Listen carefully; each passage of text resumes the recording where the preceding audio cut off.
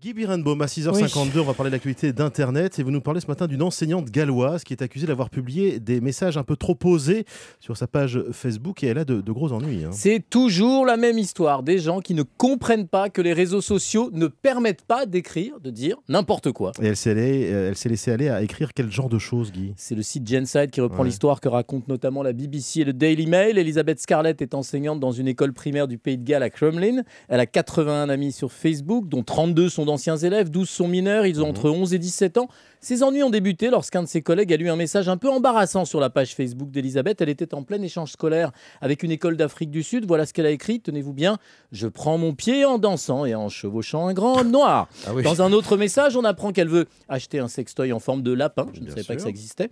Mais elle est aussi accusée d'avoir fait des avances à un de ses anciens élèves. Elle lui écrit très naïvement: « Quand je sors, je ne suis pas une enseignante. Je suis comme tout le monde. Je bois, j'insulte les gens et je drague. Mais gardez tout ça pour vous ». Comme si garder quelque chose pour soi sur Facebook, c'était possible. Tu Tout m'étonnes. fuite. Fureur du proviseur. Elisabeth en arrêt maladie. Devant le conseil de discipline, une défense convenue. C'est pas elle qui a posté les messages compromettants. Un ex qui a piraté son compte. On connaît la chanson.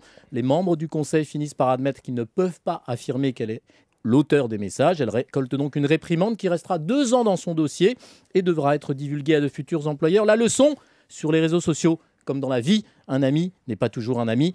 Confucius, qui je crois ne connaissait pas Facebook, disait « Le silence est un ami qui ne trahit jamais. Silence !» Silence, très bien. Merci Guy Birenbaum. Silence pendant ce week-end. On vous retrouvera lundi matin.